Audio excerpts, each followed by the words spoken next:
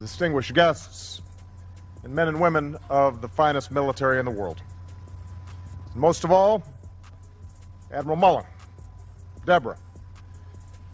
Michael and I also want to acknowledge your son Jack, who's keep the noise levels up. Want to make sure he knows we're coming, or she. Yeah, that's true. Because if she's got some cubs, that's when you really got to worry. Yeah. You know what my kids asked me? They said, "You've got to ask the president. Does anything scare him?" You know, well, when Michelle's mad, I get worried. Man, imagine your own husband in front of the world accidentally calling you a man's name. Not once, but several times. That's exactly what people have been pointing out about Barack Obama over the years, catching those comments where he slipped and called Michelle Michael, or Mike. Well, now Jaguar Wright is back at it again, digging up those old whispers and asking the real messy question, like was Joan Rivers onto something when she threw shade about Michelle? Miss Rivers, how are you? You made a ton of news officiating the wedding in New York yesterday. Is this like a new cottage career move for you? I'm so excited. Okay.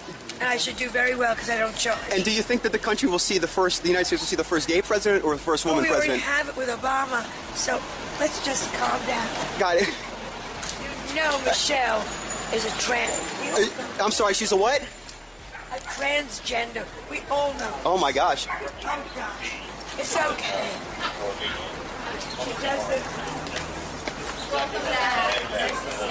Okay, we all know that people have always whispered about Michelle Obama's sexuality, and her name often comes up in conversations laced with speculation and side-eye. It's one of those topics that just won't seem to go away, no matter how much time passes. And now there have been even more speculations and receipts which allegedly Jaguar Wright has been pointing out.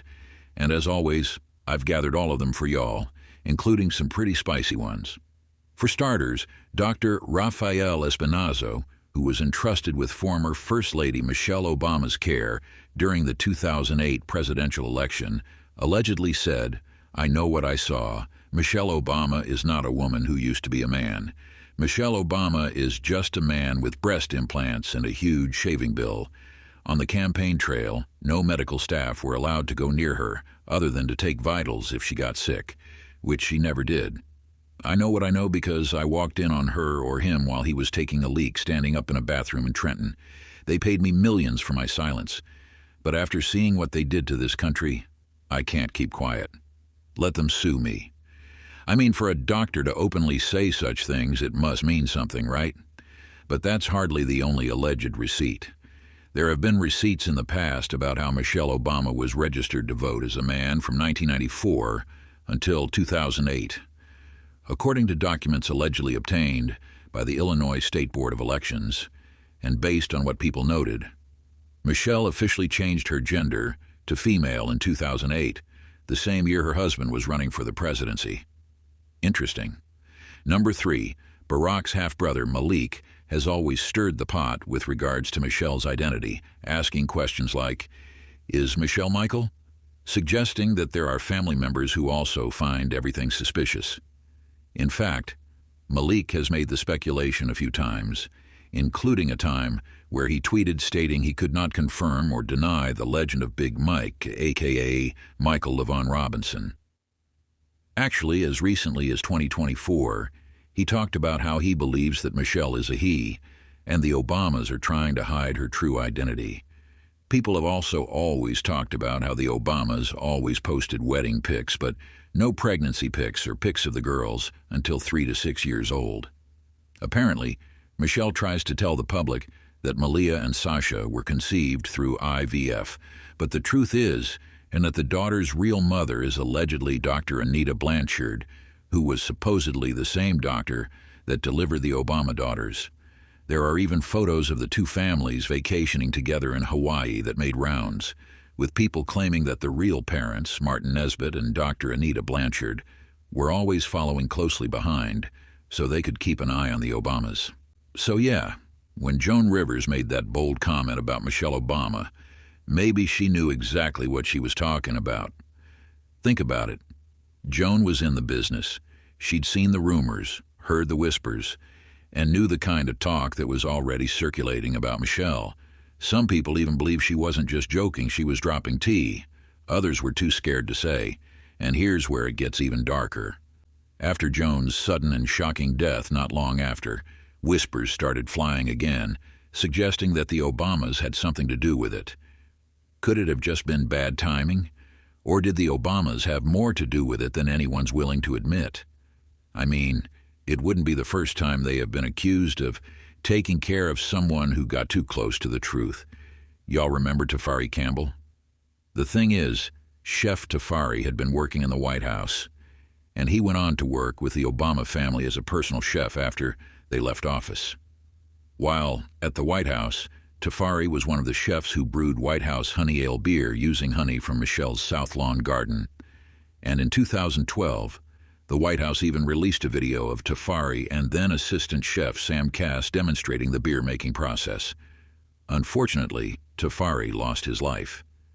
And what happened was that he was out paddleboarding on a pond near the Obama's home when he lost his balance and fell in the water. He was not wearing a life jacket, and he was not attached to the paddleboard, and reportedly fought to stay above the water before eventually succumbing. Tafari's body was uncovered after a 2-day search in Eggertown, Great Pond, near the home owned by the Obamas. According to a police report, the search began after a fellow paddleboarder observed him dip into the water, reappear briefly, struggling to stay on the surface, then submerge entirely. The witness also told police that he tried to swim to Tafari to save him, but did not reach him in time. Then, the person swam to shore, where they alerted someone to call 911.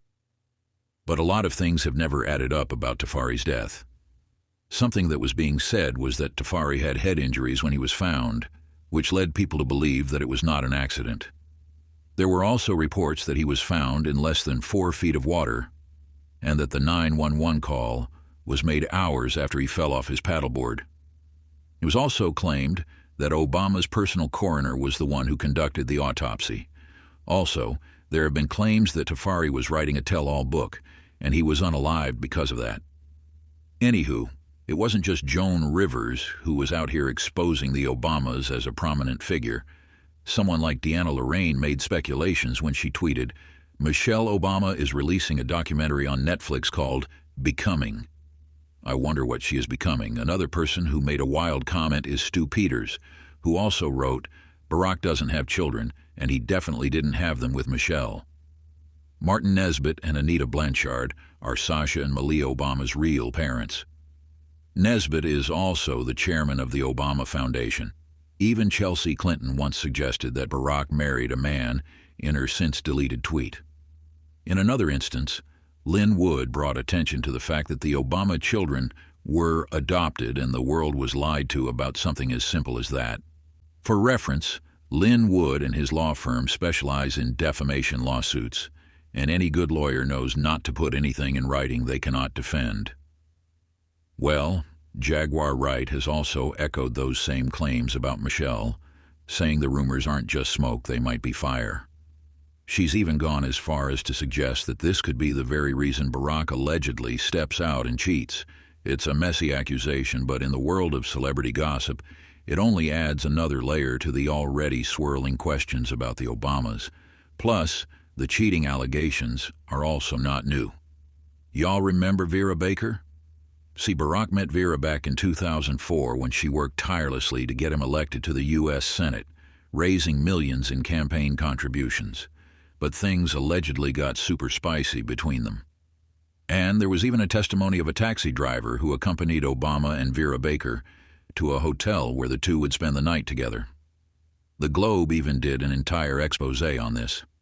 The allegation talked about how Vera returned to Washington, D.C. after reportedly being exiled to Martinique by Obama's wife before the presidential campaign, and then went on to say that when Vera worked for Obama on his Senate campaign, he fell hard for her. Apparently, Vera knew he was married, but Barrack was the one who made a fool of himself. The article even said that a top D.C. source with knowledge of the event told them the couple spent the night together at the Hotel George. But when these rumors started making rounds, Vera was obviously devastated. Like, she even filed a lawsuit against the Globe for publishing the story, and said that the story came from one of Obama's political opponents. According to Vera, The opponents had a complete disregard for the harm that the story would cause her, because they were looking for anything they could use to sully the reputation of President Obama, even if it meant harming others. She said in the lawsuit that the Globe deliberately intended to convey the impression that she and Obama had an intimate encounter at a hotel, which was known to be false. According to the lawsuit, the Globe published the story with multiple headlines, including "Cheating Scandal Erupts and Secret Video Could Destroy Presidency," though there was no cheating, no scandal, and no video. Well, even with Vera suing the publication, there were still questions afterward like, was there ever an affair? Did the video exist? Was she paid by the Obamas to deny the claims and then disappear? Was she forced to disappear? Guys, I don't know. But we know that there have also been rumors of a divorce in the last 2 to 3 years, with Michelle herself talking about the difficulties of a marriage, how hard it is even when you are madly in love with the person, and even when everything works out right, and how she almost left her marriage. People think I'm being catty by saying this. It's like there were 10 years when I couldn't stand my husband. You know? do say that. You say 10 years. And guess when it happened? When those kids were little, right? Yeah. Right? Because, you know, you can be all great individually when you're just married. You got your life, he's got his, you come together. It's all, ooh, good to see you, bye, take it easy. And then you have kids. Not take it easy. Take it easy, you're traveling, that's great, good. I get to hang out and watch the TV I want to watch. Right. But the minute we had kids, it was like, where are you going? And how far? And you start measuring, it's like, how many diapers did you change? And, oh, you're golfing? See, Michelle said that for 10 years, while they were trying to build their careers and worry about school and who's doing what and what she was like, this isn't even the problem. According to Michelle, the problem was that Barrack was focusing so much on politics, and she was primarily looking after their daughters, Sasha and Malia. During those 10 years, when the kids were growing up, she just wanted to leave the marriage. She actually talked about how she'd start measuring tasks between her and Barrack, like how many diapers each changed, how much time Barrack spent at the gym, or how he even had time to play golf. Basically, Michelle admitted that there was an imbalance in their marriage for years, and she was the one to sacrifice in it. I don't know, guys. It's been a lot making rounds as of late. But we have to ask ourselves, were Joan Rivers' comments just comedy, or a bold truth wrapped in shade?